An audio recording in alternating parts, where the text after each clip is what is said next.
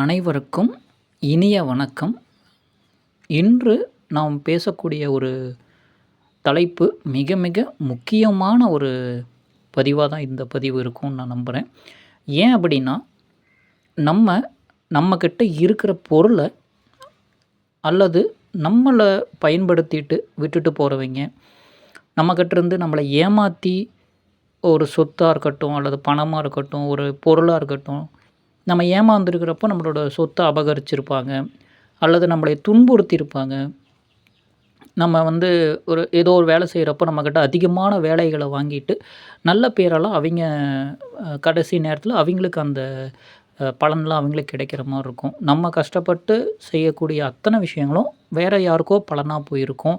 அல்லது நம்மளை ஏமாற்றி நம்மளை நம்மளோட ஏழ்மையை அல்லது வறுமையை, நம்மளோட இயலாமையை, ஒரு வலிமை மிகுந்தவர்கள் நம்மளைய மிரட்டியோ அதட்டியோ அதிகாரம் பண்ணியோ ஒரு பணியை வச்சோ ஏதோ ஒரு வகையில் நம்மளைய துன்புறுத்தி, அவர்கள் பார்த்தோன்னா நம்மளை துன்புறுத்துகிறோங்கிறதையே உணராமல் அவர்கள் தன்னோட சுயநலத்துக்காக, தன்னோட அதிகாரத்துக்காக, தன்னுடைய வலிமையினால், தன்னுடைய செல்வாக்குனால், ஏதோ ஒரு காரணமாக இருக்கட்டும், ஒன்று பணமாக இருக்கலாம் அல்லது ஒரு அதிகாரமாக இருக்கலாம் அல்லது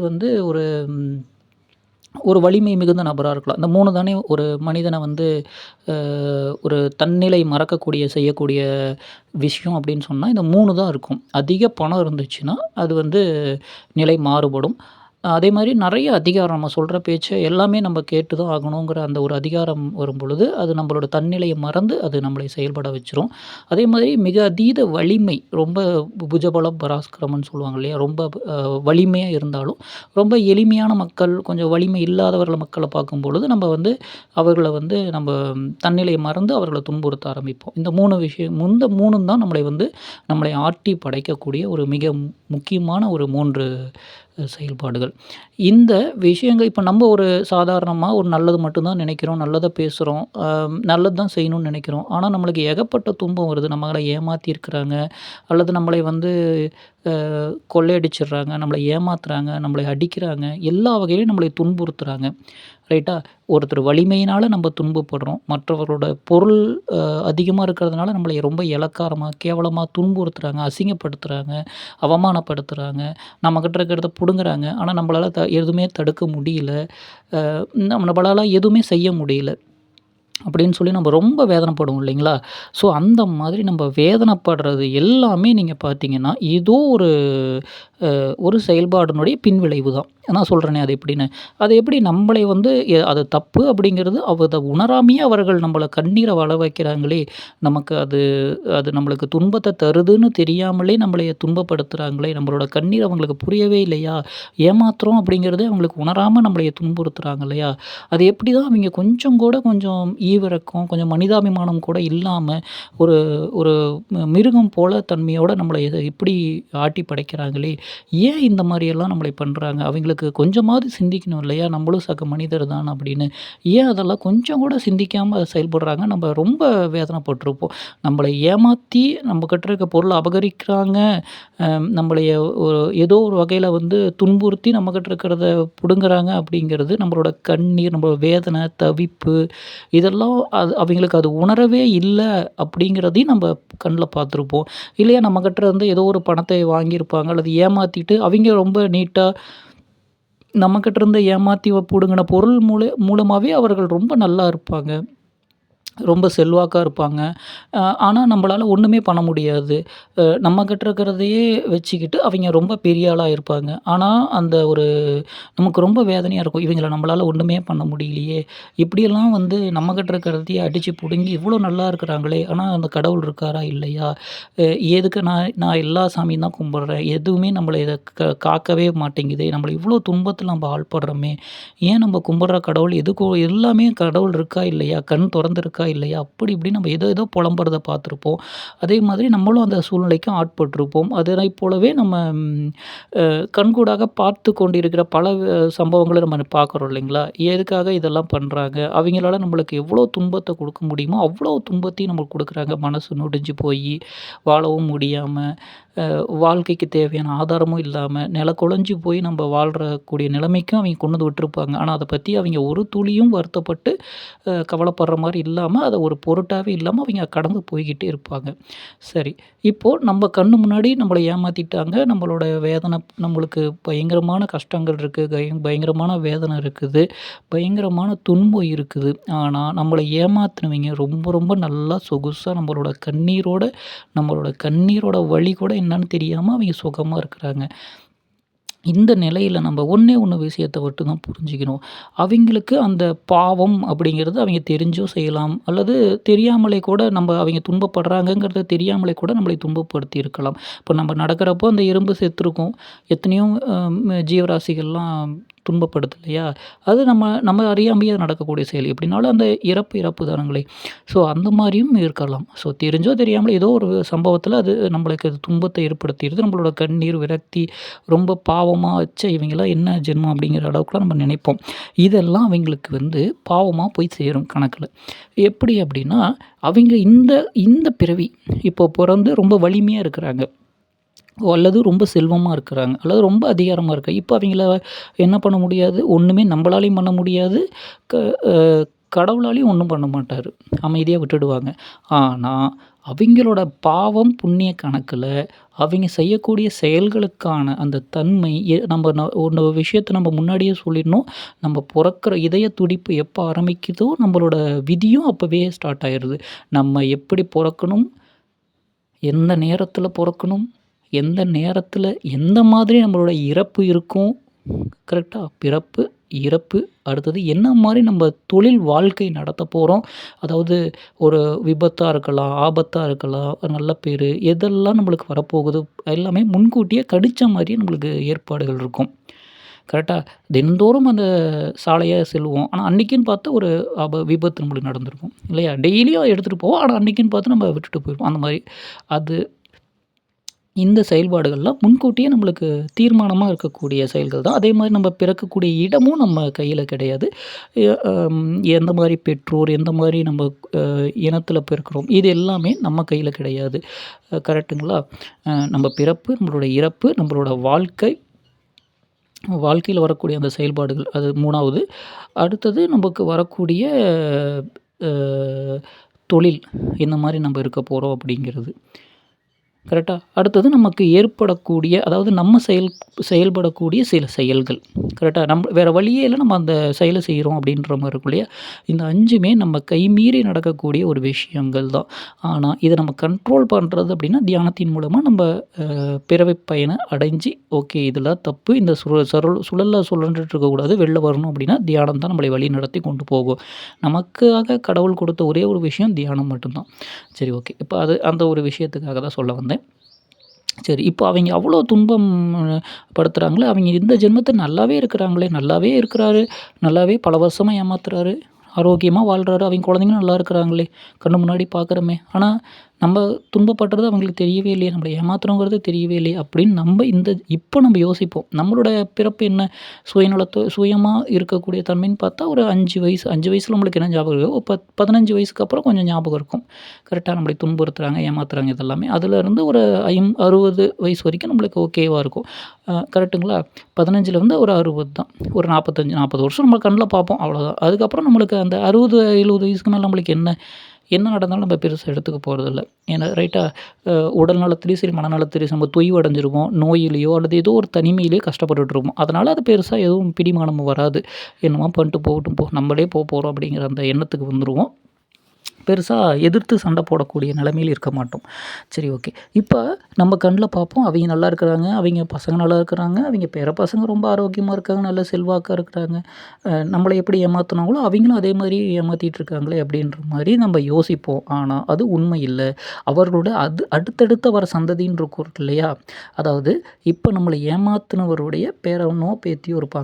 அவிங்க தலைமுறைக்கும் அவிங்களோட பேரன் ஒரு 2, 3 தலைமுறை தாண்டி நீங்க போய் பார்த்தீங்கன்னா, ஒரு 100 ஆண்டுகளுக்கு அப்புறமும் நீங்க பார்த்தீங்கன்னா, அவர்கள் நம்ம எப்படி இன்னைக்கு கண்ணீர் விட்டு அழுது புலம்புறோமோ, இத விட 2 மடங்குக்கு அந்த பசங்க வருத்தப்படுவாங்க, அழுவாங்க, கதறுவாங்க. அப்போ அவைங்க என்ன நினைப்பாங்கன்னா, "நம்ப ஏன் நம்மளை துன்பப்படுத்துறாங்க? நம்மள ஏன் வருத்தப்படுறோம்? நம்மள ஏன்டா ஏமாத்துறீங்க? நான் என்னடா பண்ணேன்?" அப்படின்ற மாரி நம்ம யோசிப்போம் இல்லையா? அங்க வருத்தப்படுவாங்க. நம்ப வரலாற திரும்பி பார்த்தோம்னா, இத நம்ம கர்மா அப்படின்னு சொல்லுவோம். இன்னைக்கு நம்மள ஏமாத்துறோம் இல்லையா? நம்ம ஏமாந்து வருத்தப்பட்டுட்டு இருக்கோம் இல்லையா? அப்படின்னா, நம்மளோட முன்னோர் எத்தனையோ தலைமுறைக்கு முன்னாடி அவர்கள் தெரிஞ்சோ, தெரியாமலோ ஏதோ ஒரு விஷயத்த பண்ணியிருப்பாங்க. அல்லது நம்மளே முன் ஜென்மத்தில பொறந்து கூட ஏதோ ஒரு விஷயத்த பண்ணிட்டு வந்திருப்போம். அந்த பாவத்த சுமந்துட்டு வந்திருப்போம். அந்த பாவம் இப்ப நம்ம இது எப்படி சாத்தியம்? அ அ அவைங்க செஞ்ச பாவத்த தான் இன்னைக்கு அல்லது நம்மளே முன்னாடி பொறந்து இந்த பாவத்த செஞ்சுட்டோமா? அப்படிங்கிறதும் தெரியல. ஆனா, அதனுடைய செயல்பாடோட தொடர்ச்சி தான் இன்னைக்கு நம்ம படக்கூடிய அத்தன துன்பமும். கரெக்ட்டா? கம்முனா தான் போயிட்டுருப்போம். ஆனா, நம்ம பேரு கெட்ட பேரா இருக்கும். ரைட்டா? எல்லா வண்டியும் நல்லா தான் போகும். ஆனா, நம்ம வண்டிக்கு திடீர்னு அ பஞ்சர் ஆகும். ஏதோ ஒரு பிரச்சனை ஆகும். எல்லாருக்கும் நல்லா தான் இருப்போம். நமக்கு மட்டும் உடம்பு சரியில்லாம போகும். ஏதோ ஒரு திடீர்னு ஆபத்து, விபத்து நடக்கும் இல்லையா? நமக்கு முன்னாடி போனவர் நல்லா போயிருப்பாரு. நம்ம போறப்போ ஆக்சிடென்ட் ஆயிரும். அதுலயா துன்பப்பட்டுட்டு இருப்போம். அந்த மாரி ஏதோ ஒரு செயல்பாடு மத்தவங்களுக்கு இல்லாம நமக்கோ, அல்லது நம்ம குடும்பத்துக்கோ ஏதோ ஒண்ணு நடக்குதுன்னா, அதுக்கு முன்னாடி ஏதோ ஒரு சம்பவத்தோட தொடர்ச்சி தான் இது. இதுக்கு எப்படி நீங்க உறுதியா சொல்றீங்க, இதோட தொடர்ச்சி தான் அப்படின்னா, எனக்கு அது நம்பிக்கை இல்ல அப்படின்னு நீங்க சொன்னீங்கன்னா, நல்லா சிந்திச்சு பார்க்கணும். அ நம்ம அ நம்ம இப்ப அப்பாவோட கேரக்டர்லருந்து குழந்தைக்கு அந்த கேரக்டர் கொஞ்சம் கொஞ்சம் அப்பாவ போலவே பிள்ளை, தாயைப் போல பிள்ளை, நூலைப் போல சேலைன்னு சொல்லுவாங்க இல்லையா? அதில மாறுபாடே இல்ல தானுங்களே! ரைட்டா? ஸோ ஒரு வாழ மரம் இருக்கு. அதோட அதோட வாழ மரத்துக்கு கன்று, அது மறுபடியும் வாழ மரம். அதையும் இப்போ செவ்வாழ மரம்னா, அதோட கன்றும் செவ்வாழ தான். நீங்க எங்க கொண்டு போய் வச்சாலும் சரி, தலைமுறை தலைமுறையா அத வளர்த்தனாலும் சரி, அது செவ்வாழ தான். கரெக்ட்டா? அதனைப் போலவே தான் அங்கருந்து மாமரமோ, வேற எதுவும் மாற வாய்ப்பே கிடையாது. ஸோ அந்த நல்ல சத்தான இப்போ செவ்வாழ மரத்துக்கு தேவையான அனைத்து சத்து, உரங்கள்லாம் இந்த இந்த டைம்ல குடுக்குறீங்க. அப்போ அதனோட வாழைத்தார் எப்படி இருக்கும்? நல்லா ஸ்ட்ரென்த்தா இருக்கும். அங்க வரக்கூடிய இடைக்கட்டைன்னு சொல்லுவாங்க இல்லையா? அந்த கட்டைய கொண்டு போய் வச்சுட்டு, அதுக்கு சத்தே இல்லாம போட்டு பாருங்க.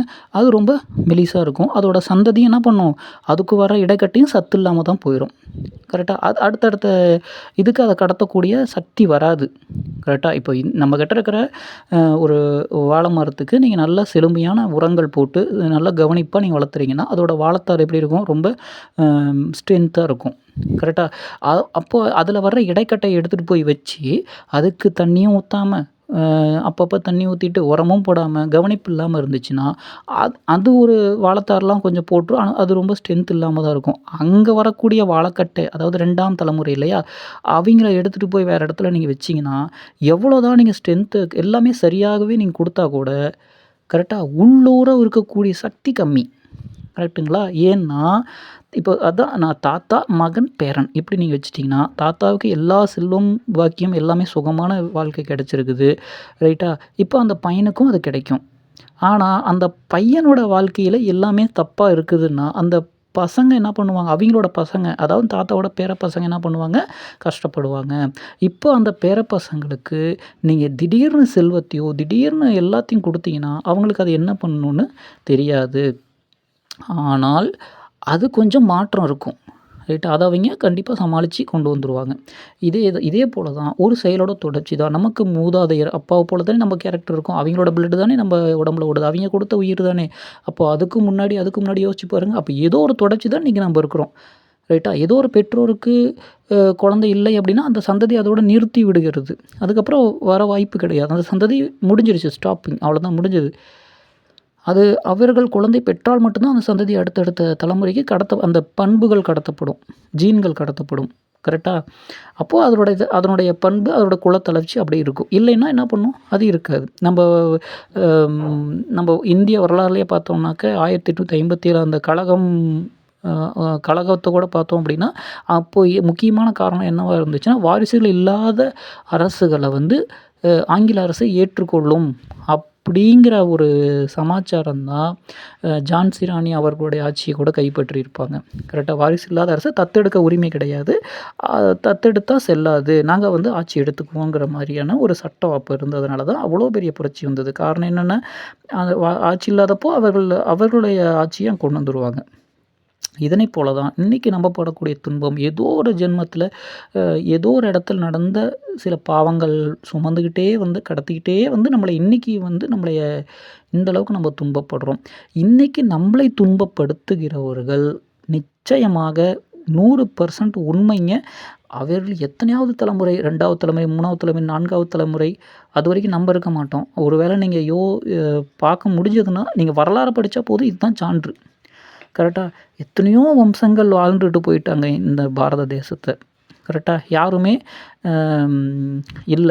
300 ஆண்டுகள், 400 ஆண்டுகள் கூட ஆண்டிருக்கலாம். ஆனா அவர்கள் நிலையானவர்களாக இல்லவே இல்லை. கரெக்ட்டா? எல்லாம் சில காலம் அப்படிதான். ஒரு 100 வருஷம், 200 வருஷமா முடிவு என்பது ஒன்று. அந்த வம்சத்துக்கு முடிவு அப்படின்னு ஏதோ ஒரு காரணத்தினால முடிவுற்றிருக்கும். கரெக்ட்டா? இதுவரைக்கும் வந்து அத்தனை வம்சமே இதுல நின்றுக்கும். சரி. இன்னைக்கு நம்ப செய்யக்கூடிய பாவங்கள் அப்ப அவர்கள் நம்மளை துன்பப்படுத்திட்டாங்க இல்லையா? அவர்களுக்கு இன்னைக்கு சுகமா இருக்கும். ஆனா சத்தியமா வருங்காலம் அவர்களுக்கு தக்க பாடத்தை புகட்டி கொடுத்தே தீரும். இது வந்து கர்மா. கர்மா இஸ் பேக்ன்னு சொல்லுவாங்கல்ல. உடனடியா சில விஷயங்கள நம்ம கண் முன்னாடியே பார்ப்போம். நம்மளை ஒரு 40 வயசுல ஒரு ரூ. 5,00,000 10,00,000 ஏமாத்திட்டு திருடிட்டு போயிருப்பாரு. ஒரு 70 வயசுல தனிமையில நோயோட தனிமையில வந்து கஷ்டப்பட்டுட்டு இருப்பாரு. அப்படியும் நம்ம கண்ணு முன்னாடி பார்க்குறவங்களும் இருப்பாங்க. பாரு என்ன ஏமாத்துனீல்ல, நீ இவ்வளோ கஷ்டப்படுற அப்படின்னு நம்ம டைரக்டாவே நேர்ல பார்க்க சம்பவமும் நடக்கும்.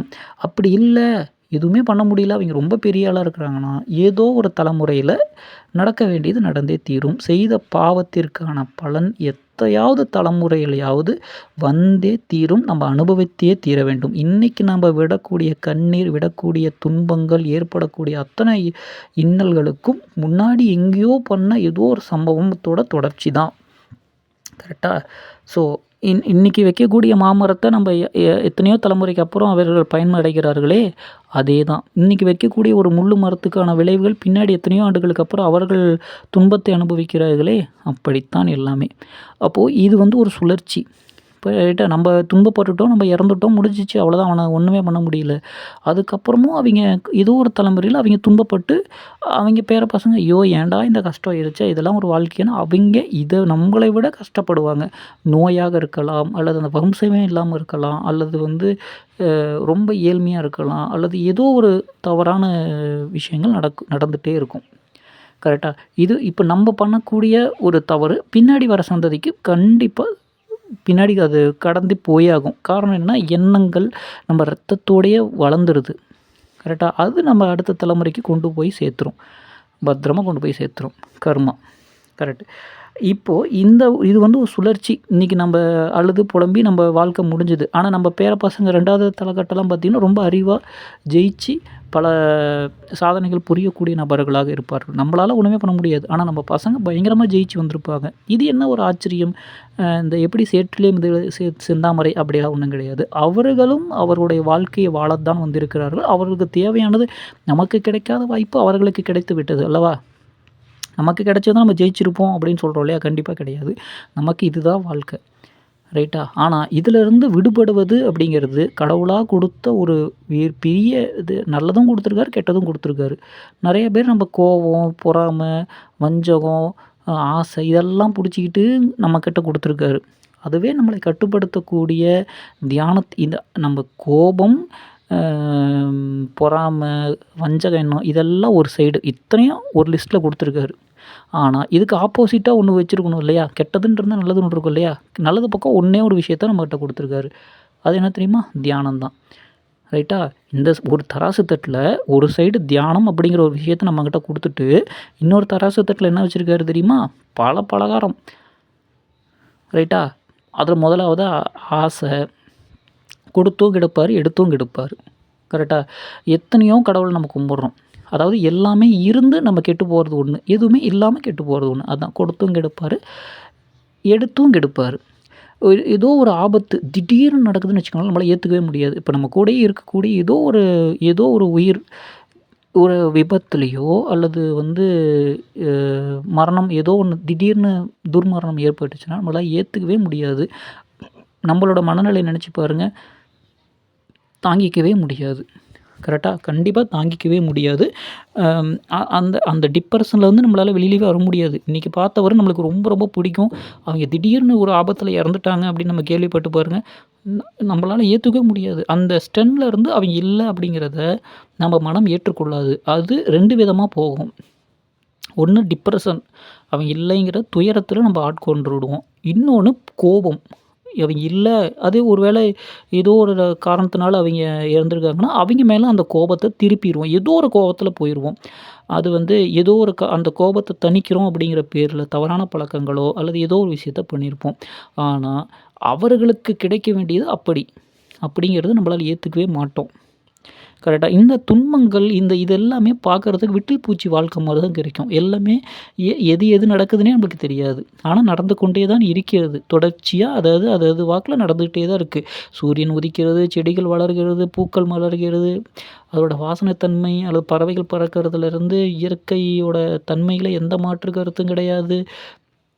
பனிப்பொழிவு, வெயில் காலம், மழைக்காலம், இலையுதிர் காலம் என்ன வந்தாலும், போனாலும், யார் இருந்தாலும், இல்லை என்றாலும், அந்த இயற்கையான தன்மை மாறவே மாறாது. அது பாட்டுக்கு அது செயல்பாடு நடந்து கொண்டே தான் இருக்கும் என்பதை நாம் உணர வேண்டும். அந்த பஞ்சபூதம்னு சொல்லுவாங்க இல்லையா? அதோட செயல்பாடு ஒரு கணமும் நிற்கப் போவதும் இல்லை. அது 6வது பூதம் நம்ப மனிதர்கள் தான். கரெக்ட்டா? நம்ப தான் உயர்நிலை மாந்தர்கள்.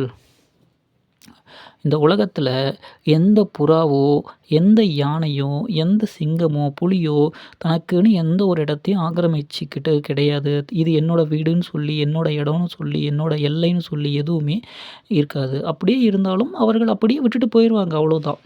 கரெக்ட்டா? அ என்ன சொல்றது?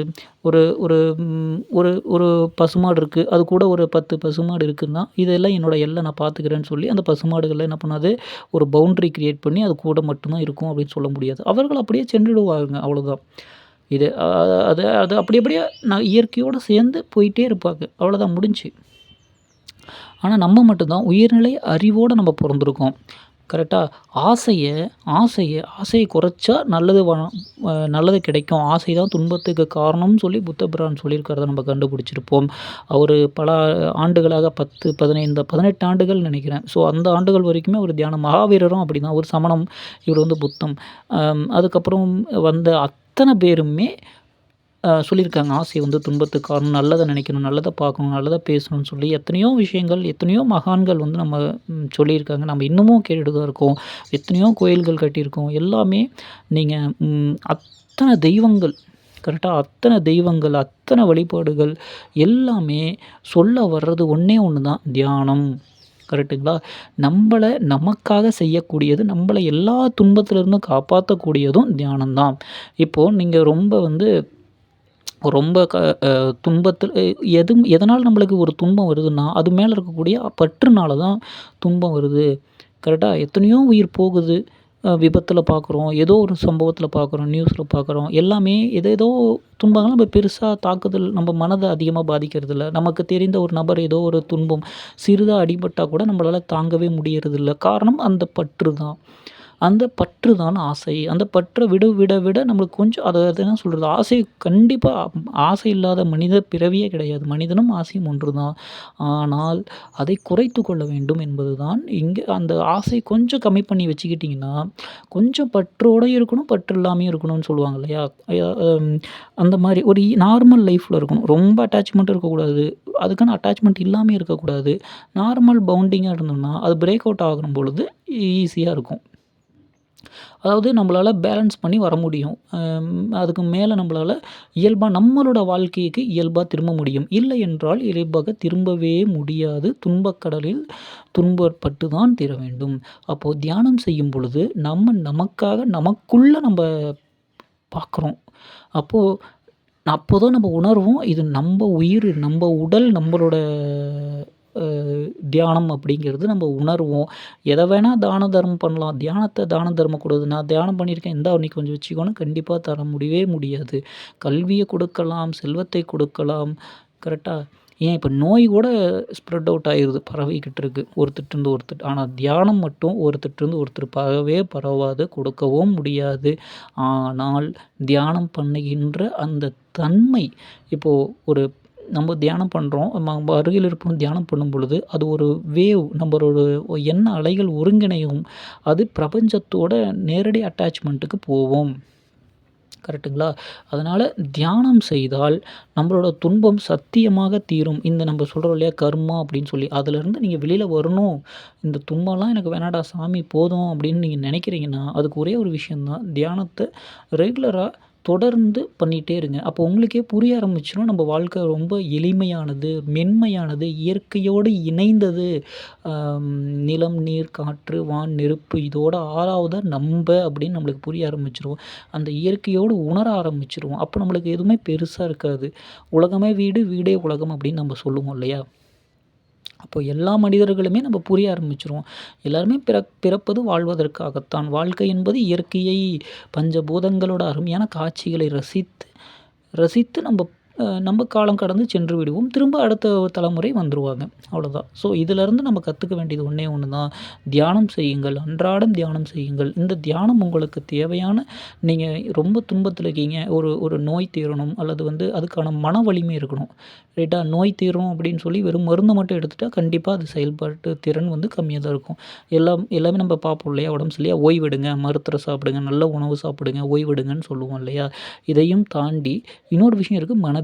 தைரியமா இருங்க. கரெக்ட்டா? ஒண்ணும் இல்ல தைரியமா இருங்க. கீழ விழுந்துட்டா கூட ஒண்ணும் இல்ல தைரியமா இரு அப்படின்னு சொன்னா, டக்குனு நம்மளுக்கு அந்த உத்வேகம்ங்கிறது ஒண்ணு வந்துரும். அப்போ எல்லாத்துக்கும் அடிப்படையானது தியானம் தான். அதுதான் அத்தனை வழிபாடுகளும் நமக்கு உணர்த்துது. தயவுசெய்து தியானம் செய்து நம்மளை நாம் காப்பாற்றிக் கொள்ள வேண்டும் என்பதுதான் என்னுடைய ஆசை. இது நான் உணர்ந்தது. அடுத்த பதிவுல நான் அதைப் பற்றி விரிவாக பேசலாம் என்று இருக்கிறேன். இது நிச்சயமாக பயனுள்ளதாக இருக்கும் என்று நான் நம்புகிறேன். தயவுசெய்து அன்றாடம் சிறிது நேரமாவது ஒரு 5 நிமிடங்களோ அல்லது ஒரு 10 நிமிடங்களோ உங்களை நீங்கள் மென்மையாக உணர முயற்சி செய்யுங்கள். உங்களுக்குள்ள இருக்கக்கூடிய ஆழ்மனத விரிவடைய செய்யணும்.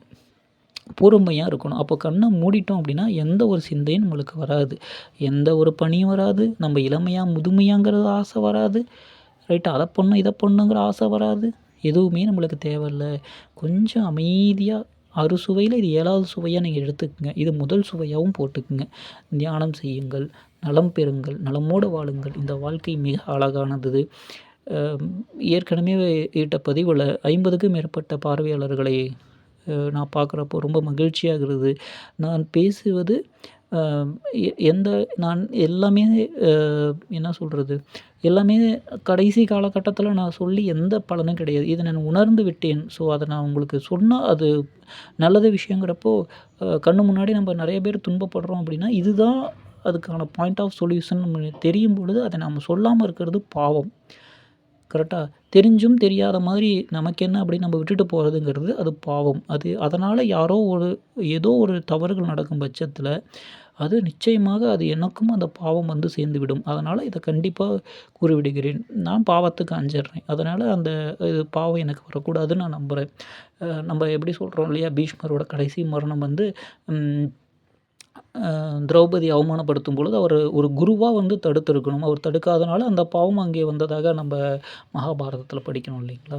ஸோ அந்த மாரி அ ஏதோ ஒரு வேண்டாம் நம்மளுக்கு தெரிஞ்சது இதுதான் சொல்யூஷன்னு தெரிஞ்சு போச்சு. ஸோ அத நம்ம சொல்வதனால எந்த பிழையும் இல்லை என்று நான் கருதியதால் இதை நான் பதிவிடுகிறேன். ஸோ தயவுசெய்து இதில் எந்த விதமான ம் எந்த ஒரு பிறல் நோக்கமும் எனக்கு இல்ல. ஸோ இத தயவுசெய்து நீங்க தியானம் செய்து வாருங்கள். தியானம் நமக்கானது. நம்மளுடைய அடையாளம் என்பதில் எனக்கு மாற்று கருத்தே கிடையாது. உங்களோட கோபம் குறையும். உங்களோட பொறுமை மிகும். இன்பம் மிகும். ரைட்டா? எது மேலயும் உண்மையான தியானத்த நீங்க செஞ்சு பாருங்களேன். அப்புறமேட்டுக்கு ஒரு அமைதி, பொறுமை, நிதானம் நீங்க நினைக்கிற அத்தனையும் நல்லது உங்களுக்கு கண்டிப்பா கிடைக்கும். நீங்க நினைக்கிறது கரெக்ட்டா, தப்பா அப்படிங்கிறத கூட தியானத்திலேயே உங்களுக்கு புரிய ஆரம்பிச்சுரும். நம்மளோட வேண்டுதல புடிச்ச கடவுள் எத வேண்டுமானாலும் நீங்க நினைத்து தியானம் செய்யலாம். நன்றி, வணக்கம்.